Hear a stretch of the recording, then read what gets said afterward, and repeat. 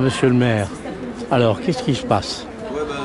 Eh bien, on a renouvelé notre partenariat avec l'association Transform qui organise tous les ans une course du cœur qui part de Paris pour aller à Bourg-Saint-Maurice. Et comme il y a 4 ans, ils avaient été très bien reçus, ils ont demandé... Course à pied. Course à pied de relayeurs.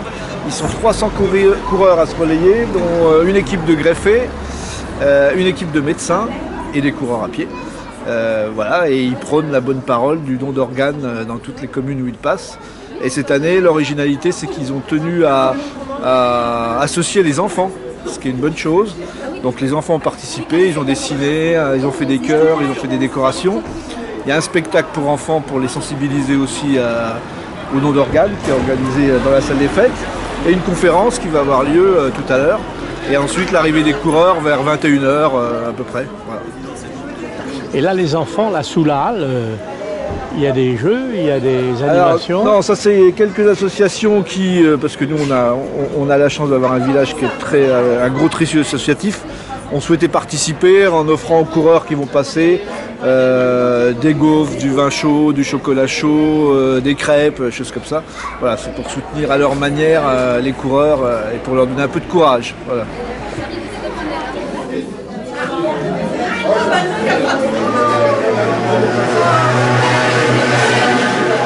C'est bien, non, il va y avoir un peu de monde.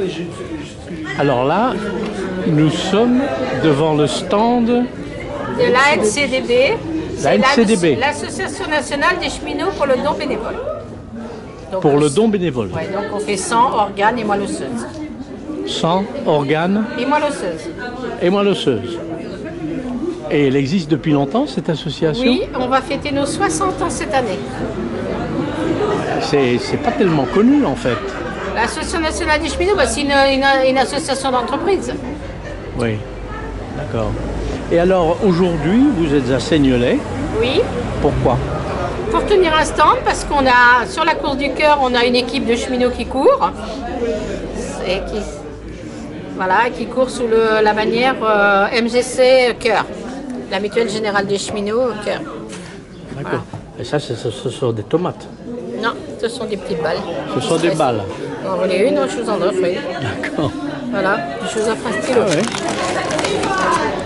Écoutez, c'est gentil, je ne vais pas refuser. Hein. Oui. Et est-ce que vous avez des chiffres sur le don d'organes et sur l'influence que vous pouvez avoir en tant qu'association?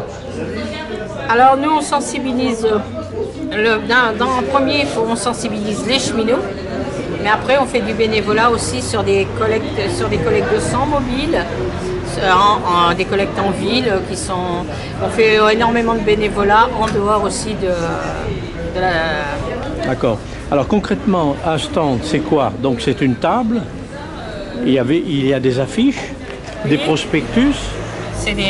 Pour pouvoir s'informer. Voilà, des livrets, et on sensibilise. On peut vous parler du don de moelle osseuse. Hein. Je peux vous l'expliquer de A à Z. On a tous quelque chose à donner. Oui. Alors, quelle est la plus grosse difficulté pour amener les gens à faire don de leurs organes? Parce que c'est compliqué quand même, il faut l'écrire, ça se fait pas comme ça. Alors, le don d'organes, il n'y a pas de registre des oui, il n'y a qu'un registre des non. Les personnes qui refusent, les personnes qui ne veulent pas être prélevées doivent s'inscrire sur le registre national des refus. Autrement, tout le monde, la loi dit que tout le monde est donneur, sauf s'il en a exprimé son opposition sur le registre national des refus. Donc, comme je n'ai jamais rien écrit de contraire, je suis donneur potentiel. Voilà. Mais on va quand même poser la question à vos proches, si vous décédez. Et... Ce qui va arriver un jour. Bien sûr. Mais c'est pour ça que vos proches doivent être au courant de vos dernières volontés. D'accord. Voilà. Il faut leur en parler. Il faut qu'ils sachent pour vous ce que... Alors, on ne peut pas donner ses organes en décédant, ça dépend comment on donne... En fait, on peut donner ses organes suite à un accident de la vie, de la circulation ou un accident vasculaire cérébral. Donc, en fait, il faut mourir en bonne santé. Donc, il faut mourir dans un service de réanimation. Donc, on va maintenir votre circulation et votre ventilation avec une machine, mais la personne est bien décédée. Et si je meurs chez moi, dans mon sommeil, ça marche pas. Non. Parce qu'il faut que ce soit transplanté immédiatement. Voilà, et puis il faut pas que les organes, il faut que les organes aient toujours irrigués et tout ça. D'accord. Et si je suis très vieux et puis que mes organes sont si vous guère plus bons à rien... Si vous mourrez dans un service de réanimation et que vous mourrez à l'hôpital et que même si vous êtes très vieux, on prélève sur des personnes de 80 ans, on prélève les reins, souvent. Ah oui. Parce qu'il y a des personnes à 80 ans qui ont une bonne hygiène de vie. Donc bien sûr, on va pas les transplanter à une personne de 20 ans. On va les transporter à une personne de plus de 60 ans qui, mettons, ça va lui permettre, au mieux d'être en dialyse, d'aller tous les 2 jours à l'hôpital et tout ça, ça va lui permettre de finir sa vie tranquillement. Et on va greffer les 2 reins, là, par contre, d'une personne âgée. Parce que contrairement à quand on prélève sur une personne jeune où on greffe un rein à l'autre, là, on va greffer les 2 reins. Mais ça va aider une personne à finir sa vie tranquillement. Mais voilà. Il y a des personnes qui vivent qu'avec un seul rein. Oui. Et donc... Oui, généralement les personnes plus jeunes, on greffe quand on prélève sur une personne décédée, on va donner un rein à une autre personne. Mais quand c'est des personnes de plus de 60 ans et qu'on prélève sur des personnes âgées, on greffe les 2 reins sur la même personne. Parce qu'un rein en fait suffit pour vivre. Oui, mais bon, si ça provient d'une personne âgée, oui. Il faut mettre les 2 parce que c'est pas... D'accord. Voilà. Mais il ne faut pas dire que... Il y a beaucoup de gens qui disent « Ah ben moi j'ai plus de 60 ans, il y en a plus. » Ah non, aussi il y a... Donc c'est quand même très sélectif, si j'ose dire. C'est un peu le fruit du hasard, parce qu'il faut avoir un problème, accident de la route ou, faut mourir ou un AVC, santé. Bien sûr, si vous mourrez et se retrouver dans un service d'urgence en réanimation par surcroît. Voilà. Donc, alors, si vous mourrez dans l'ambulance des pompiers, eux, ils ont quelque chose pour maintenir, on peut prélever les reins. Mais c'est tout. C'est une sacrée gymnastique, ça, si j'ose dire. Eh oui, parce qu'il ne faut pas que les organes, s'ils ne sont pas plus ventilés, tout ça, ils souffrent. Et après, c'est plus possible. Alors, la moelle osseuse, parlez-nous-en, parce qu'on en parle rarement de ça, de la moelle osseuse. La moelle osseuse. Et c'est important? Ah, c'est très important. On en a énormément besoin. Alors, la moelle osseuse, comme ce n'est pas dans la colonne vertébrale que ça se trouve, la moelle osseuse, c'est dans les os longs et les os plats. C'est là que se forment les cellules souches du sang. Après, elles deviennent globules rouges, blancs et plaquettes. Et cette moelle osseuse, on en a énormément besoin. 80%, c'est pour sauver des personnes atteintes de leucémie. Les 20% restants, des maladies génétiques qui touchent des enfants, surtout des enfants. Exemple, les enfants immunodéficients, et comme les enfants bulles. Il y a aussi la drépanocytose. Les enfants bulles? Les enfants bulles qui n'ont pas d'immunité, donc ils doivent. Donc tant qu'ils ne sont pas greffés, ils sont obligés de vivre en milieu stérile. Dans une bulle, quoi. Voilà, un peu, ou dans une pièce stérile à l'hôpital. Voilà. Et donc après, il y a aussi la drépanocytose, c'est une maladie qui touche surtout les populations noires et d'Afrique et des Antilles, où le globule rouge se met en forme de vaisseau, en forme de faucille, et donc il ne peut plus circuler, donc il faut les transfuser tous les mois jusqu'à temps qu'on puisse les greffer, qu'on trouve un donneur compatible. Et après, il y a aussi des myélomes, des lymphomes. Donc le but, c'est de détruire la moelle osseuse du malade avec une radio, une chimiothérapie, et de lui en greffer une saine. Mais pour ça, il nous faut un donneur. Et un donneur qui soit compatible, qui a les mêmes typages HLA que lui, c'est-à-dire les mêmes marqueurs génétiques. Et ça n'a rien à voir avec les groupes sanguins. Voilà. Alors, un être humain, il hérite de 2 haplotypes, un de son père et un de sa mère. Ce qui fait les 4 combinaisons possibles. Il arrive que dans une fratrie, il y ait 2 enfants pareils, ou pas. Des fois, l'enfant, il n'a pas de frère. C'est comme la couleur des yeux, quoi. Les grands-parents interviennent aussi, et puis parfois, il y a des cas c'est pas encore tout à fait la même chose. C'est pas la même chose. Bon. Alors, donc, si on y est dans la fratrie, il y a un enfant qui est compatible, qui a exactement les mêmes, on greffe. Mais s'il n'y a pas, eh bien, on va là, c'est une chance sur 4, mais s'il n'y a pas, on va interroger le fichier France Greffe de Moelle et les fichiers internationaux. Et là, c'est pas une chance sur 4, c'est une chance sur 1 million. C'est-à-dire peu de chance. Ouais. Donc, plus on aura de donneurs inscrits sur le fichier, plus on sauvera de malades. Parce qu'il faut savoir que lorsqu'on a une leucémie, souvent, ça se termine mal. Alors, comment ça se passe? Déjà, si vous décidez d'être donneur de moelle osseuse, il y a un entretien médical. Ça se fait dans un centre fixe de l'EFS, il y en a un à Auxerre, là.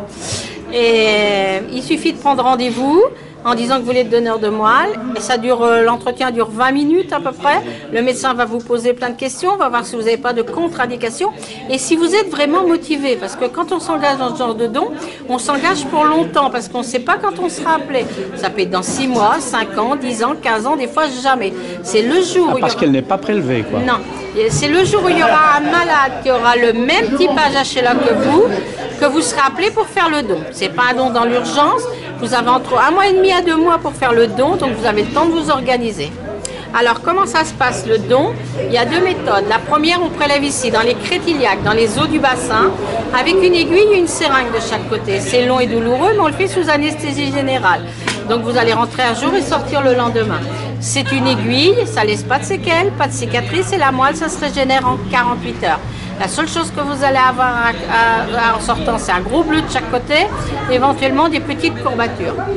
La deuxième méthode, on vous injecte pendant 5 jours un facteur de croissance. En fait, c'est un activateur de moelle. Ça va forcer la moelle à fabriquer plein de cellules souches. Elles sortent dans le sang et on va les récupérer en aphérèse comme les plaquettes. Je ne sais pas si vous connaissez le système des plaquettes pour le sang. Alors, l'aphérèse, en fait, on peut faire des dons de sang spécifiques comme le plasma ou les plaquettes et on trie. La machine, elle trie, elle garde le plasma, elle rend le reste, ou les plaquettes, elle rend le reste. Et bien là, ça va être les cellules souches de la moelle qu'on va trier et on va rendre le reste. C'est les 2 méthodes qui existent. Mais vous ne pouvez pas choisir. C'est le médecin greffeur du malade qui choisit la méthode. En fait, pour des bébés et des enfants, c'est toujours de la moelle osseuse. Après, pour les personnes adultes, suivant la maladie, l'âge, enfin, tout ça, ça sera ou de la moelle osseuse ou des cellules souches périphériques de la moelle. Donc, quand on accepte d'être donneur, il faut accepter les 2 méthodes. Tout est pris en charge, vous n'avez pas de frais à supporter, pas de perte de salaire et votre employeur ne peut pas s'y opposer. Vous ne donnerez que pour un seul malade anonyme. On ne vous sollicitera jamais pour un second. Mais pour ce même malade, on peut vous rappeler pour faire un don de plaquettes, justement pour booster la greffe. Et il arrive parfois que la greffe ne prenne pas. On ne va pas laisser mourir la personne, on va la regreffer. En ce qui concerne vos frères et sœurs, si vous en avez, et que vous soyez compatible, qu'ils soient malades et que vous soyez compatible avec, il n'y a pas de problème, vous pouvez donner, parce que dans le milieu intrafamilial, ce n'est pas légiféré. Voilà. Et il y a des contre-indications. Vous voulez les photographier? Je ne sais pas si vous arrivez à les photographier. Oui, mais vous pouvez les résumer en 2-3 mots. Alors, il y a les affections cardiaques, l'asthme, oui, l'hypertension artérielle, même traité, les traitements chroniques, antidiabétiques, anticholestérol, antidépresseurs. Ah, ça élimine pas mal de monde, ça, dites-moi. Voilà, les personnes qui sont sous l'évothyrox, les surcharges pondérales. Oui. Les antécédents d'allergies graves comme l'urticaire, les œdèmes de Coinck et les antécédents de lombalgie sévère. Voilà, et l'épilepsie. Bon. Voilà. Bien. Eh bien, dites donc... vous avez appris quelque chose? Vous en apprenez des choses, hein? Comment? Oui, vous nous en apprenez des choses. Bah oui. Oui. Voilà. Voilà, je vais vous donner un petit livre sur le don de moelle osseuse. Voilà. Merci, madame. Ben, c'est moi qui vous remercie de m'avoir écouté. Hein. Et vous pourriez être donneur de son mari. Mais eux, bien évidemment, ne se connaissent pas et ne devraient avoir aucun moyen de se connaître. Est-ce que ça veut dire que ça... Ces 2 couples donneurs-receveurs, c'est géré avec l'agence du médecine. C'est pas forcément... C'est pas 2 couples qui vivent à Seignelay. Hein. Oui, c'est ce que j'allais dire. Ils peuvent se rencontrer évidemment à l'hôpital, mais ça ouvre non. Ils se rencontrent pas à l'hôpital. Oui, parce que ce sont les organes qui voyagent et pas les patients. Que ce soit d'ailleurs des décédés, au moment céphalique ou autres, ou des donneurs vivants, c'est un peu différent. L'organe voyage. Donc en fait, à partir du moment où les organes sont prélevés, ils sont perfusés et mis dans une solution de conservation à froid et vont être transportés pour le rein. Par exemple, le rein est mis on ne vous a pas à montrer, j'avais quelques diapos, mais là ça tombe un peu spécialisé. Je trouvais que c'était un peu trop spécialisé, mais en tout cas va voyager à tel point qu'un rein prélevé à Marseille, eh bien, c'est le conducteur du TGV ou du train qui peut l'emmener à Paris, où il va être récupéré par l'équipe chirurgicale de transplantation rénale à Paris pour le greffer à un receveur vivant à Paris. Pour le foie, il y a une technique chirurgicale de partage du greffon. Et donc c'est souvent l'équipe chirurgicale pédiatrique qui va se déplacer par hélicoptère, qui est toute une organisation et qui peut aller en France comme elle peut aller ailleurs en Europe, chercher, faire le partage du foie, ramener le foie, et le lobe gauche pour un enfant et le lobe droit il va à une personne inconnue. Voilà. Donc tout ça est géré par l'agence de médecine de telle sorte que les receveurs ne se connaissent pas. Et donc don croisé, c'est la même chose. Ça peut être un couple qui vit à Marseille et le rein voyagera. Le don croisé se fait pour le rein. Ça pour, oui, mais par contre, j'avais pu comprendre que c'était un don du vivant. C'est un don du vivant. D'accord. Mais je veux dire, mais ça pour le rein, pas pour le foie. Porte, ça. Comment? Je dis ça ouvre une porte, ce don croisé, ça peut permettre peut-être à moi de donner mon rein à l'association, et que ce rein soit donné à quelqu'un d'autre en fait. Oui, tout à fait. Il y a toute une législation quand même. Oui, mais qui n'existe pas actuellement, mais je veux dire, ça ouvre une porte. C'est-à-dire que si vous étiez donné éventuellement parce que votre époux a besoin d'être greffé du rein, mais que vous ne pouviez pas lui donner votre rein parce qu'il y a une incompatibilité de groupe, et que la situation inverse existe, oui, voilà. Ça c'est possible, mais je veux dire, ça ouvre quand même. Sinon, après, on retombe dans la législation 2004 pour les donneurs vivants, c'est-à-dire que bien sûr, ça c'est un peu preuve d'une générosité immense de dire je vais donner mon rein, mais en fait, voilà, le don du vivant, c'est à une personne, finalement, c'est intrafamilial. Ça reste intrafamilial. À part cette situation du don croisé, et là, il faut vraiment deux couples, deux paires de couples. C'est ça. C'est une petite porte. Alors, oui, ça. C'est souvent des pays entre guillemets où effectivement il n'y a pas de législation, il n'y a pas de droit, il n'y a pas d'agence nationale qui régule le prélèvement et la répartition des greffons. Et effectivement, ça ne pas. Alors vous venez d'où? Alors moi je suis médecin et je viens de Paris. De Paris. Et vous faites partie d'une association ou d'une équipe? Alors, moi, je suis ici en tant qu'accompagnatrice d'une équipe, oui, de l'équipe de la Société francophone de transplantation, SFT. Voilà, la team SFT. Société francophone de transplantation. Alors, qu'est-ce que la Société francophone de transplantation? C'est pas une association, c'est une société savante qui a essentiellement des missions de recherche, d'enseignement, d'organisation de congrès médicaux ou paramédicaux. Donc on a une association de médecins qui deviennent membres, qui cotisent, certes, parce que tout ça est géré par des médecins, membres d'un conseil d'administration ou d'un bureau, tout ça bénévolement bien sûr. Et donc vous diffusez des messages. Voilà, tout à fait. Vous essayez de sensibiliser la population. C'est l'occasion de cette course du cœur à laquelle nous participons pour la seconde année est réellement une manifestation grandiose. Hein. C'est grandiose qui nous permet à nous, au-delà de la course, puisque nous sommes médecins tous impliqués en transplantation, de sensibiliser toutes les personnes dans les villages ou villes que l'on traverse.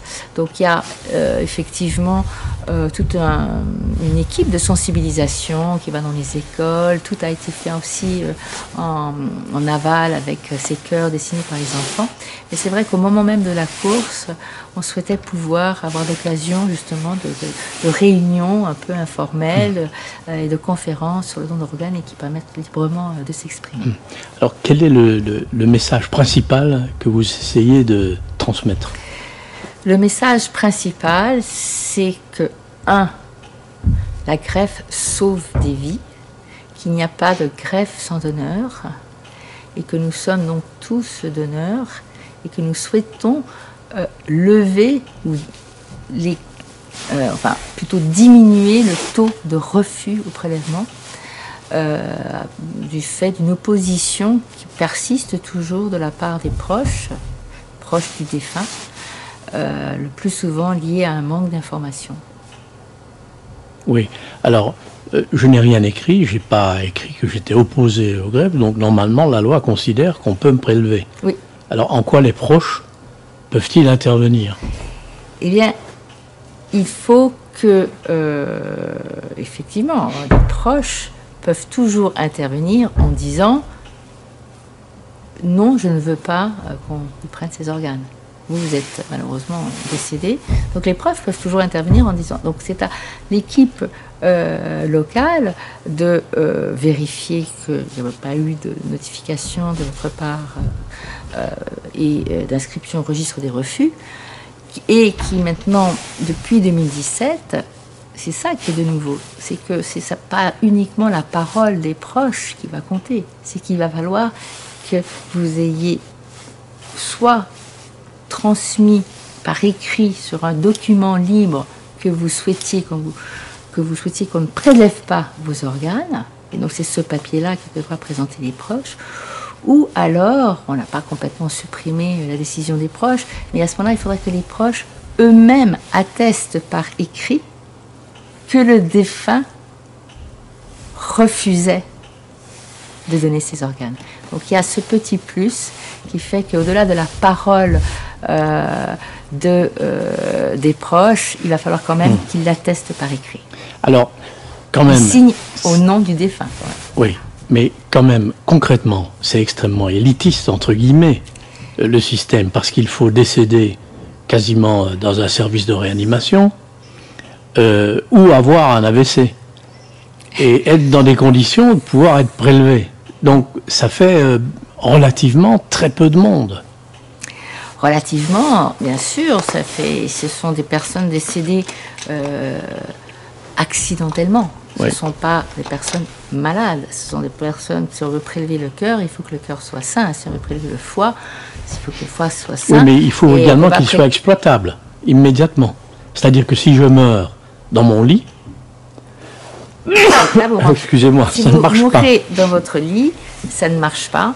Ça risque de ne pas marcher, bien que maintenant les techniques, justement, c'est le prélèvement à cœur arrêté, nécessite qu'il y ait un constat de décès et voilà, ça dépend voilà, ça a une grande probabilité effectivement que ça ne puisse pas marcher si vous êtes décédé et retrouvé au petit matin. Donc, mais si c'est brutalement un infarctus et vous êtes trouvé là devant moi, faut masser, et si au bout d'une demi-heure ça repart pas, avec tous les médicaments et tout ça, à ce moment-là, potentiellement, vous pouvez être donneur. Ah oui. Oui, mais parce que je vais tomber devant vous qui êtes médecin. Oui. Et puis vous allez faire venir le SAMU. Oui. Ben voilà. Oui. Les besoins sont énormes. Les besoins sont énormes, puisque vous voyez, là actuellement, il y a plus de 20 000 personnes, même plus de 22 000 personnes attendent un greffon. Je n'ai pas détaillé, c'est majoritairement quand même la greffe rénale qui est la plus fréquemment réalisée. Il y a de plus en plus donc, de receveurs. Pour vous donner une idée, en France, ce que j'essaie de dire pour l'année 2016, mais c'est bien souvent 3500 greffes rénales qui sont réalisées, alors qu'on est réalisé 1500 pour le foie, et on tombe tout de suite en dessous de 500 pour le cœur, et en dessous de 300 pour le poumon. Donc c'est vraiment la greffe rénale. Mais, ah oui. Et la moelle osseuse? Alors la moelle osseuse, c'est moins mon domaine, je dois dire. Et là, les situations sont un peu différentes parce qu'il y a des donneurs de fichiers. Donc on peut être donneur de moelle, donc on est donneur de moelle de sang vivant, mais demain je peux aller donner ma moelle et elle sera mise en banque parce que peut être congelée et gardée en banque. Et à ce moment-là, dès qu'il y a un receveur qui a besoin d'une greffe de moelle, si dans son entourage proche, il n'y a pas de donneur compatible, eh bien, on peut consulter le fichier D'accord. Ce qui n'est pas valable pour d'autres organes. Non, parce que nous, il ne peut pas avoir des organes qui se conservent. Le foie, le rein, tout ça, c'est prélevé. Justement, les organes encore irrigués et oxygénés. Et le taux de réussite? Le taux de réussite, il est assez formidable. Alors évidemment, il y a le taux de réussite qui est majoritairement supérieur, quel que soit l'organe greffé. Alors, il faut bien voir... Alors, je m'excuse, mais il faut bien voir deux choses. Le taux de réussite, il y a la survie des patients et il y a la fonction du greffon. Donc, en greffe rénale, par exemple, c'est une intervention chirurgicale, disons, on va dire, moins lourde qu'une greffe cardiaque, qu'une greffe hépatique. Donc, globalement, la survie des patients, elle est excellente. Elle est supérieure à 90%, parce que si jamais la greffe rénale ne marche pas, ils peuvent retourner en dialyse ou être dialysés. Donc il y a une solution de suppléance à la greffe de rein. Évidemment, en greffe cardiaque et en greffe de foie, il n'y a pas de suppléance. Donc malheureusement, l'échec de la greffe conduit au décès. Donc c'est pour ça c'est difficile de comparer les organes entre eux. Mais on est dans des taux de survie qui sont supérieurs à 90%. Vous avez évoqué au cours de la conférence, certains membres de l'assistance ont évoqué le commerce des organes. C'est un vrai problème, ça ? C'est pas du tout un problème dans notre pays, c'est pas du tout un problème en Europe, puisqu'on est quand même dans notre monde occidental, que ce soit dans n'importe quel pays d'Europe, en Allemagne, en Italie, en Espagne, en Grande-Bretagne, l'Europe. Eh bien, une législation, donc il n'y a pas de souci, il n'y a pas de commerce d'organes dans nos pays. Par contre, dans certains pays qu'on pourrait qualifier de voie de développement, malheureusement, il y a eu effectivement des cas très certainement de commerce d'organes. Mais comment peut-il y avoir du commerce dans la mesure où on ne peut pas conserver ces organes? Ah, mais c'est parce que... C'est au cas par cas?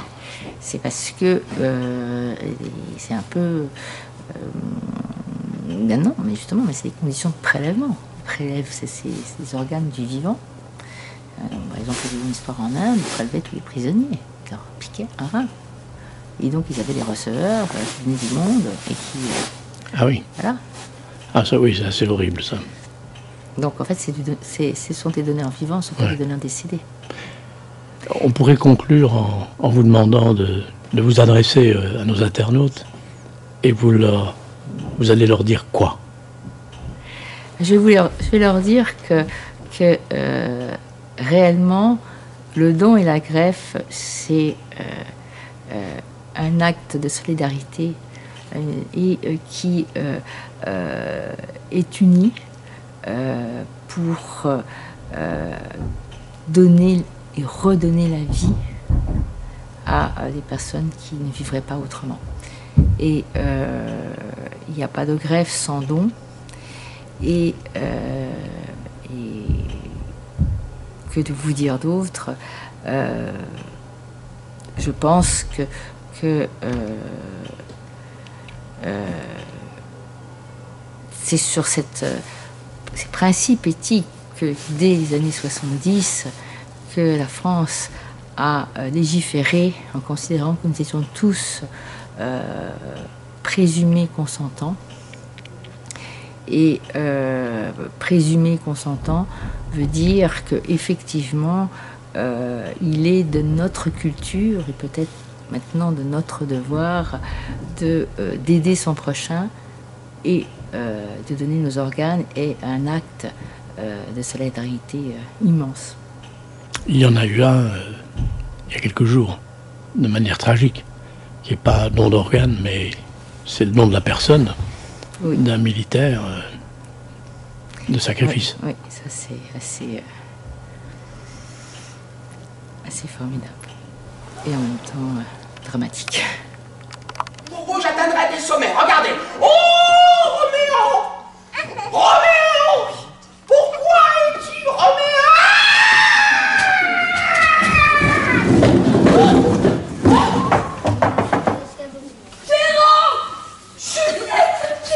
Juliette! Il est tombé de balcon, il a tourneboulé! Il s'est cassé la tête! Oh, quelle noble cause! Il a risqué sa vie pour l'art! Pour l'art! Pour l'art! Je m'en fiche de votre l'art! Il faut sauver mon Pierrot! Oh oui, vous avez raison. Oh, je sais. Oh, je sais, allez chercher mon mari. Ah oui, votre mari! Il est où votre mari? Dans son bureau. Ah oui! Il est où son bureau? Il est autour de mon mari. Ah oui! J'y vais. Monsieur le docteur!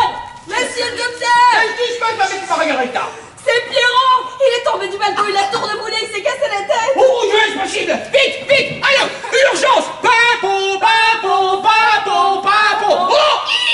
Le voilà! Oh mon Dieu, mais quel carnage! Horreur! Damnation! Oxygène! Compresse! Compresse! Noble et brillante terre d'une triste famille!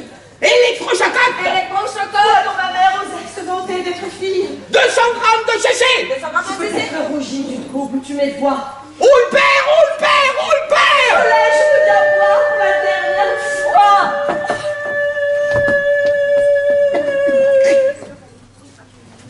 On l'a perdu!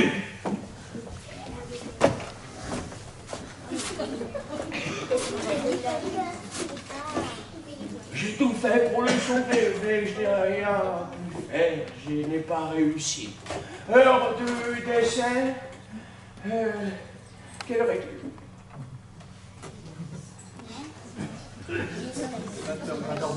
20h17. Mort encéphalique des suites d'un traumatisme crânien.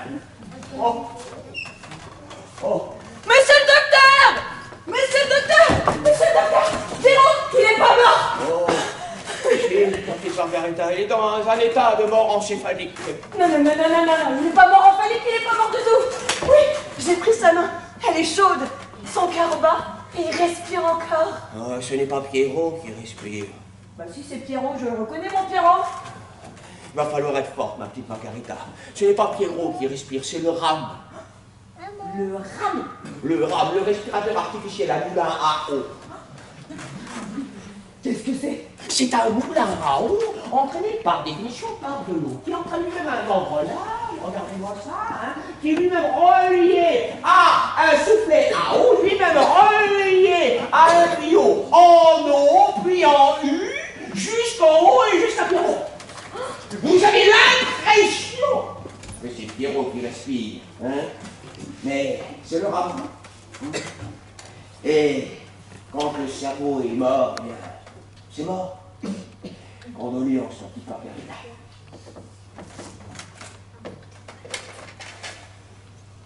Alors mon Pierrot, il est mort? Oui. Oh mais c'est trop dur, moi je peux pas le voir comme ça mon Pierrot. Avec cette machine, on a l'impression qu'il respire. Oui, vous avez raison. Oh non, monsieur le docteur, je veux qu'on débranche Pierrot. Oui, vous avez raison. Allons débrancher le rame. Oui, allons-y. Vous entendez? Quoi? Vous entendez? C'est ma femme qui tousse. Oh, Margarita, j'ai une idée. Ah bon? Oh. J'ai peut-être le moyen de sauver ma femme. Annabelle? Oui. Est-ce que Pierrot était en bonne santé? Pierrot? Oui. Oh bah oui, il est en bonne santé, oui. Vous savez que ma femme n'est pas malade. Mais si elle est malade? Non, elle n'est pas malade. Seuls ses poumons sont malades. Si je pouvais trouver un moyen pour changer ses poumons malades en poumons sains, eh bien ma femme serait guérie. Guérie? Oh mais c'est formidable ça, monsieur le docteur. Mais où est-ce qu'on va trouver des poumons sains? Dans Pierrot.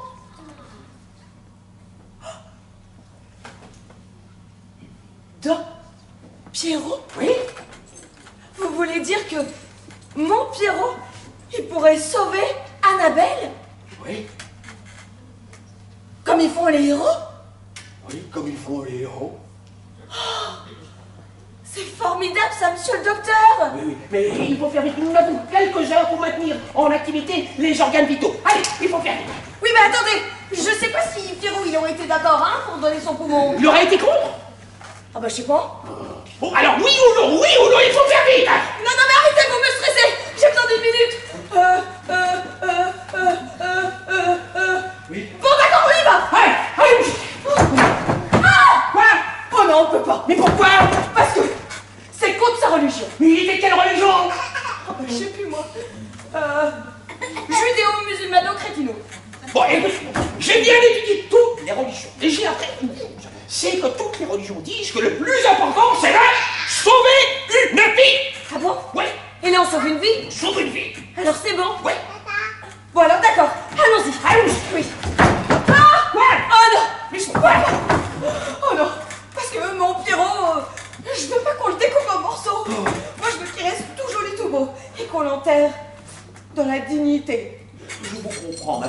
Margarita, écoutez, j'aurai tous les égards qu'un médecin doit à son patient. Je vous le promets. Mais comment vous allez faire pour pas l'abîmer? Je procéderai par une opération extrêmement bien maîtrisée afin de prélever l'organe sans faire causer de dommages. Vous pourrez ainsi vous recueillir sur Pierrot en toute sérénité. J'en fais le serment d'Hippocrate. Jurez. Crachez.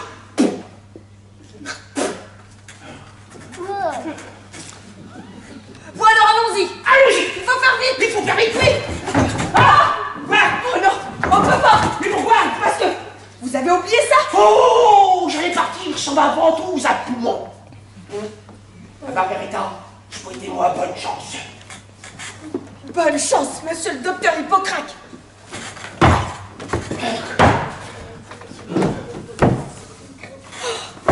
Oh là là, je sais pas si j'ai bien fait moi.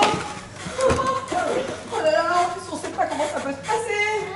Oh là là. Oh. Madame, vous, qu'est-ce que vous auriez fait? Vous l'auriez donné, vous, le poumon de votre Pierrot? Oui. Ah, vous savez, vous avez de la chance.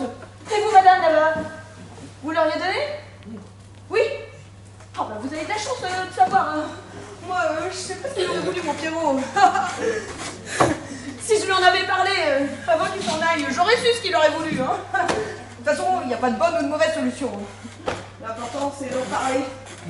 Mais bon, c'est pas facile de parler de la mort, hein. Surtout quand on est vivant. Margarita!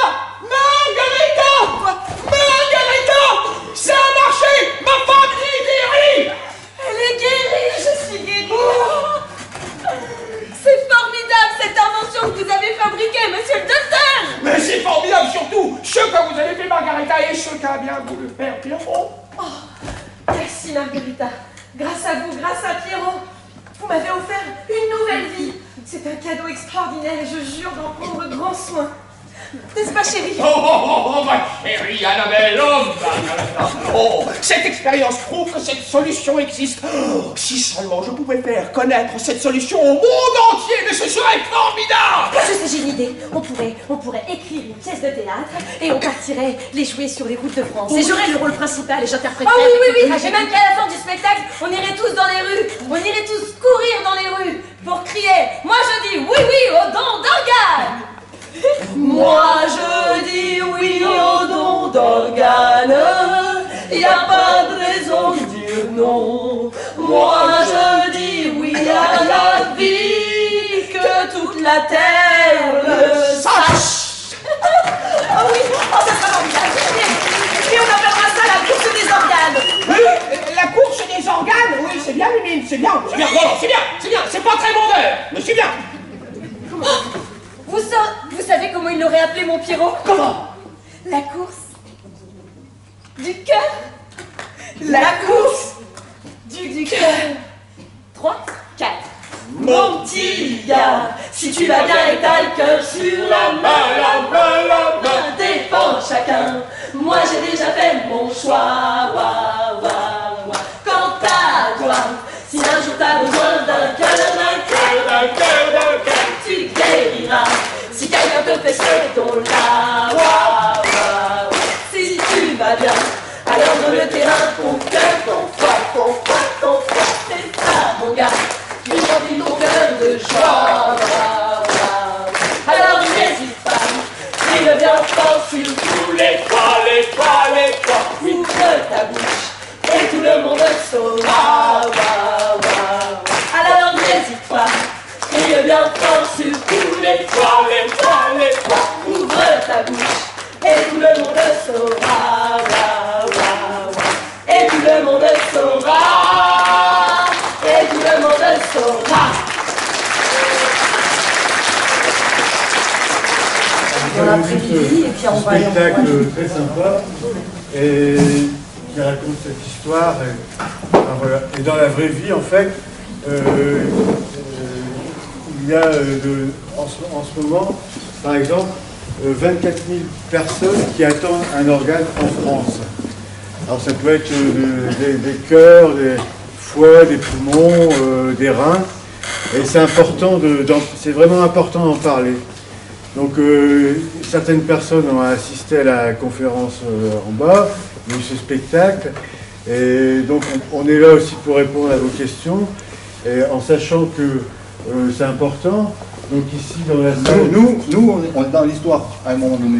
Voilà. Il est dans l'histoire, elle est dans l'histoire, je suis dans l'histoire. Voilà. Alors moi je suis transplanté depuis 9 ans 2 fois, suite à une hémochromatose. Claude, 14 ans. depuis 14 ans, la même chose. Et Ludivine, depuis 3 ans, cœur-poumon. Cœur-poumon. Alors vas-y, parle un peu. Vas-y, parle un peu. Bon, voilà, j'en ai la dernière.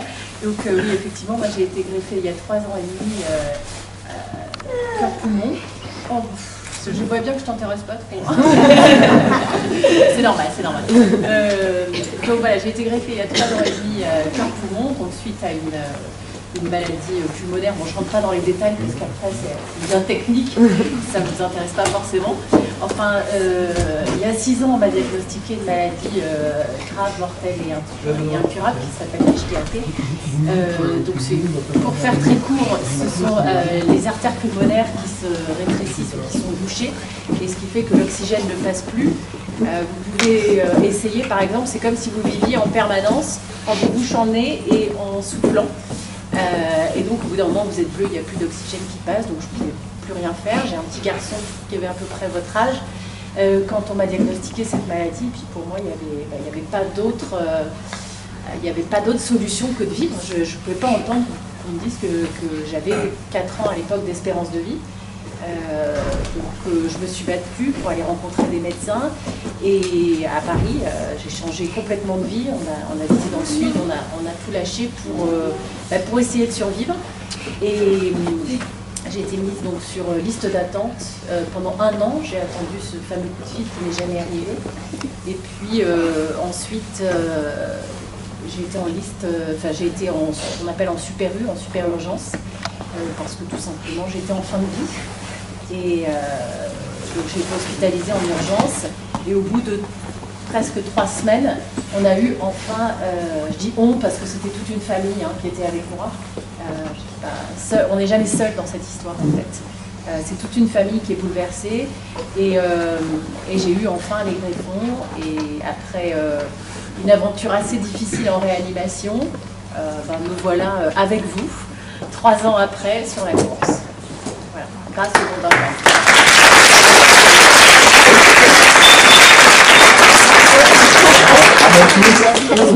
Jamais malade, tout d'un coup malade. 6 mois après, je suis greffé. J'avais 3 mois à vivre. Ça fait 14 ans, je suis là, voilà, et je vais bien. Et j'essaie de passer le message.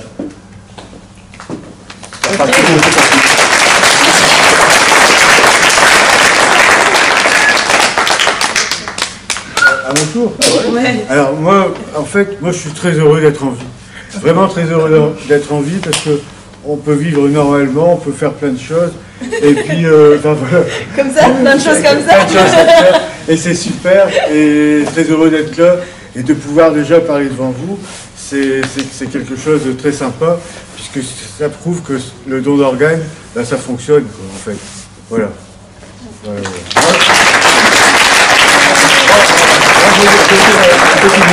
J'ai eu énormément de chance de voir naître 3 petits-enfants et une arrière-petite-fille. C'est énorme. Est-ce que vous avez peut-être quelques questions, ou alors vous avez déjà eu plein de questions peut-être pendant la conférence? Une ou deux rapidement. On va accueillir les coureurs. Après on va aller accueillir les coureurs. Ouais, ça c'est très important. Vous avez peut-être des questions parce que vous n'étiez pas à la conférence? Oui. Comment Pierrot il est tombé en fait? Ah, comment il est tombé?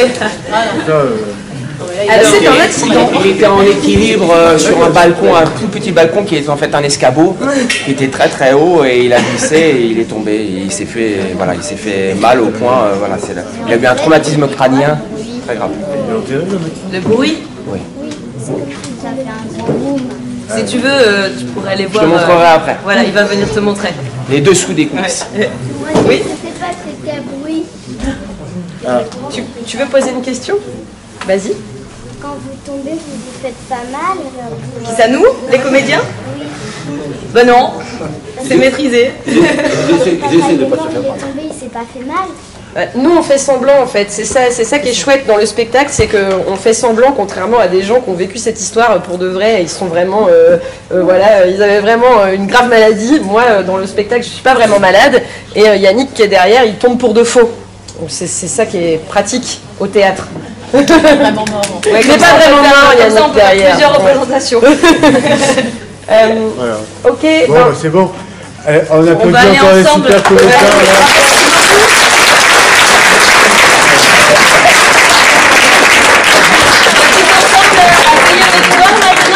Voilà. Mettez bien les manteaux, les pulls.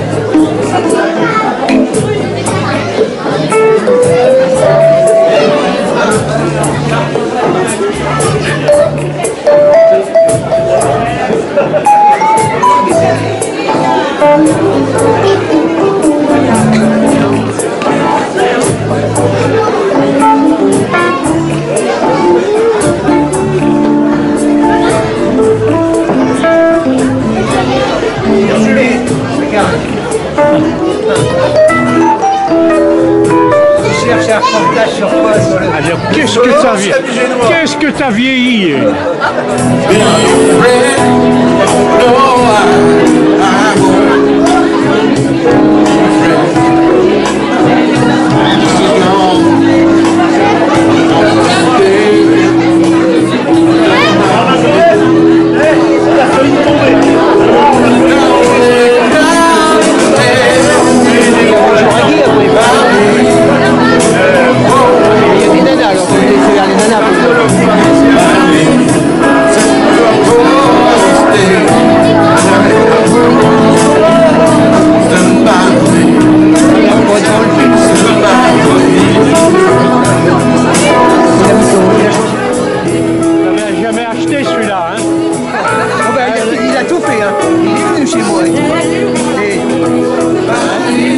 Avec un mail, si vous voulez, hein. Ah bah ça, tu peux lui demander. Pourquoi c'est refusé? À l'époque, c'était mes parents, c'est les querelles Michel Auxerre, pour l'époque, j'allais à la GIA. Et après, il m'en a voulu un petit peu parce que dans la foulée, j'ai signé à Chaumont. Alors là, il m'avait un petit peu allumé, parce qu'ils étaient venus avec Kamel, chez moi et Jeannot, pour que je signe. Il m'avait dit, moi, je vais te former. Alors, il m'avait dit, moi, je vais te former à l'école Auxerroise et je vais faire de toi un bon joueur. Maintenant, ça sera à refaire. J'aurais dit oui. Hein. Ah bon? Ah oui. S'il a peut-être fait un regret à l'époque parce qu'il en a vu d'autres, mais moi, ça sera à refaire. J'aurais dit oui. Hein. On va lui dire si c'est pas. Jean-Luc, pour moi d'aller dire ça. Combien de buts au total dans ta carrière? Oh, peut-être 300. Et avec l'hygiène? Avec la sucrigène? Oh bah la majorité avec l'hygiène quand même. Quand j'ai joué à Chaumont, c'était la deuxième division. C'était de l'ordre de, j'ai peut-être mis 7-8 buts. C'était plus le même niveau là.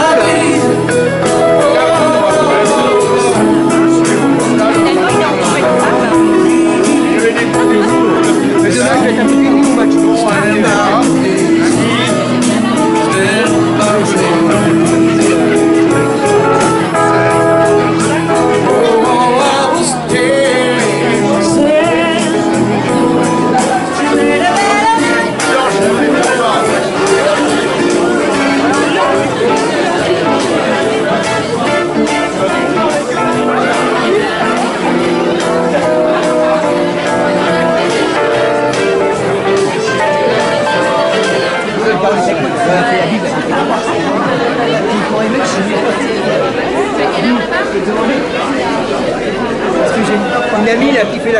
Mais c'est une amie de la fille. Alors, on va être en photo. On va envoyer la photo à ma fille pour qu'on ressemble avec elle.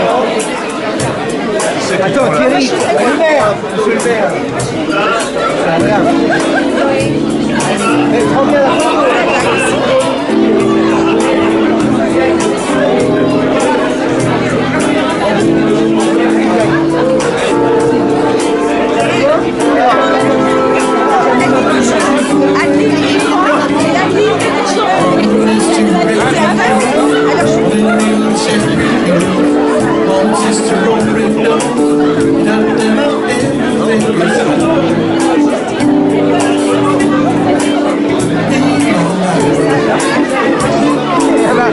Mais qu'est-ce qui... Non mais là, elle va sortir,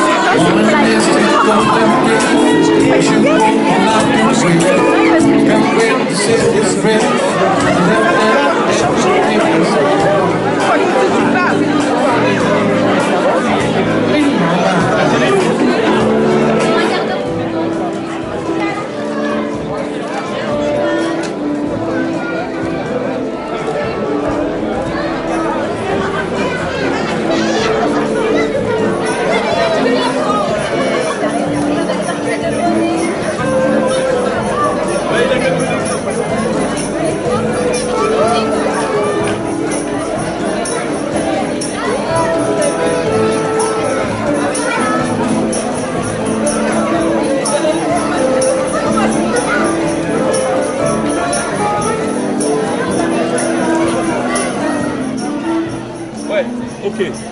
Je suis obligé de... Il manque Colbert.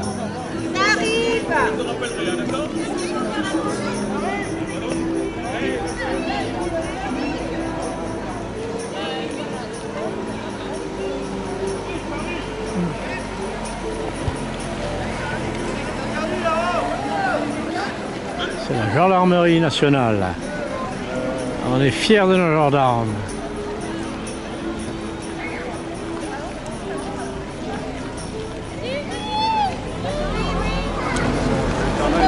Et voilà les premiers.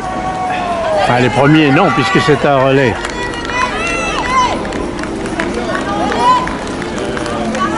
Alors ils ont les lampes. On la voiture.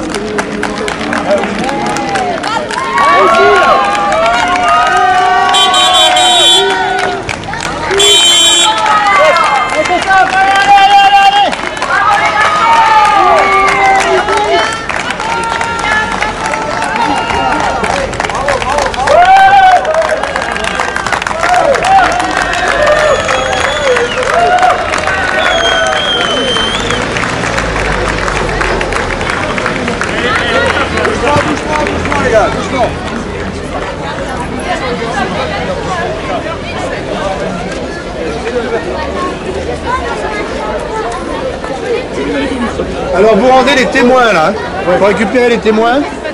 Bravo les gars. C'est vrai que je vais pas changer la feuille. C'est pas grave, c'est pas grave.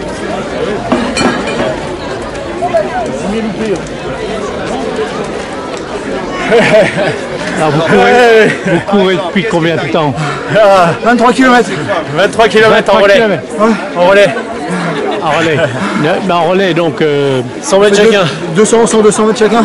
200 mètres chacun. À fond. D'accord. Et donc par dans le camion, on va trop on monte dans le camion, il y en a qui sort. Et voilà. Et on repart. Ok. Et comme ça pendant 23 km.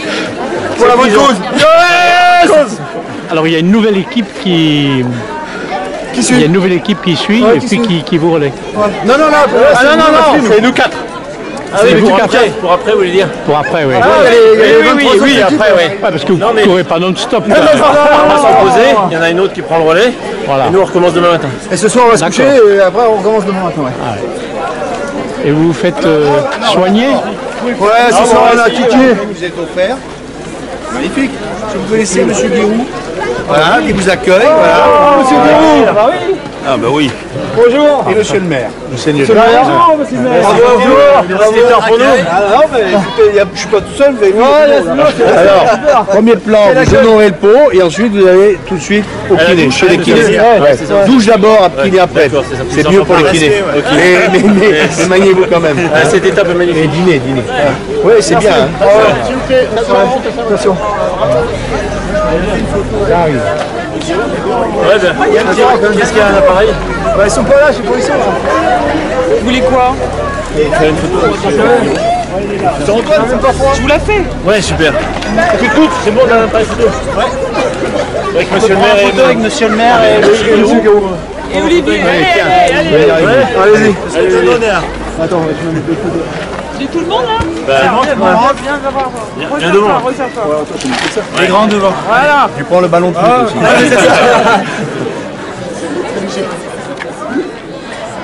Super. Elle est parfaite. Merci à vous. Ah, super. Impeccable. Merci. Médical.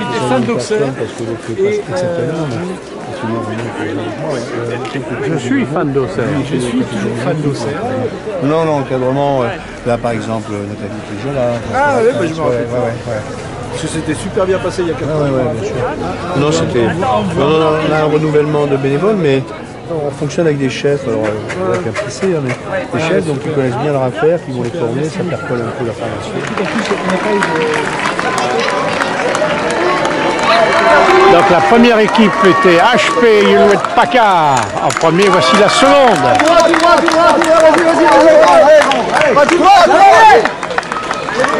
Il titube un peu là en fin de journée.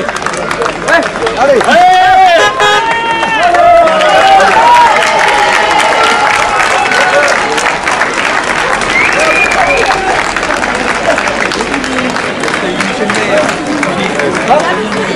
Ça va? Allez. C'est tous les combinaisons. Troisième équipe. Pensez à remonter moins. 31-06 pour moi. En temps scratch. Vous êtes quelle équipe là? 9, le SAS. Alors, je présente M. Guirou, si vous voulez, qui est avec nous, qui nous soutient là. Voilà. C'est Guirou, une autre équipe. Alors, tu es quelle équipe, toi? Société informatique. Société informatique. Daniel.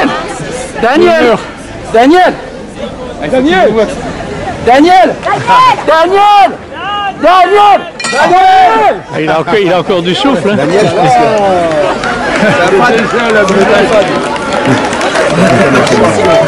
Déjà la buvette. Ouais, tout de suite la paye, la buvette. Ça va? Ça va, moi je n'ai pas couru malheureusement. Et vous? Nous ça va. On a hâte de faire la suite. Toute chose là. Vous avez mis combien de temps alors pour 1 heure. Bah là du coup ça va être après de temps. Ça arrive. 1h09, 1h10. Du coup il y avait 23 km.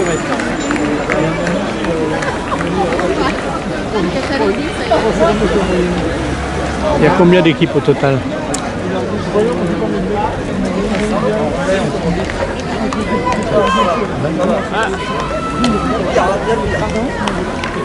Ça va?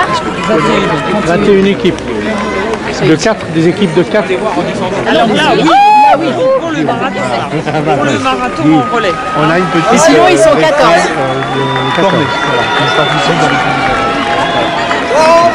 Attention, il t'arrive. Il termine au sprint, lui. Quel numéro? Faut qu'il s'arrête, hein.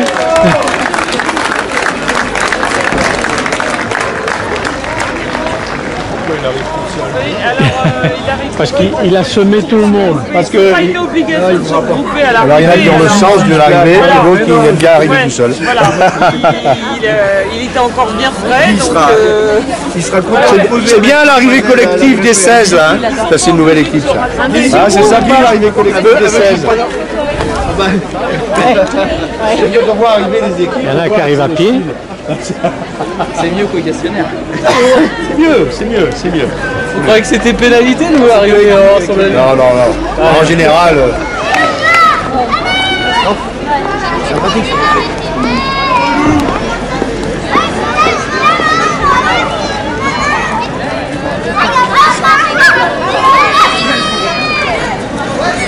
C'est la fête à Seignelay, au pays de Colbert et de la pleine lune.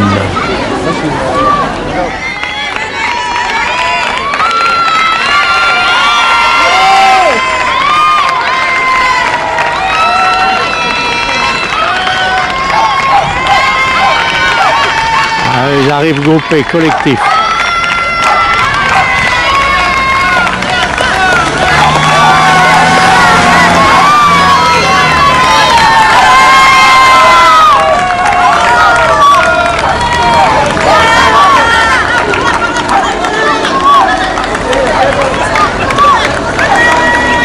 Et ils s'enfoncent dans la foule, où ils disparaissent, ils vont se restaurer.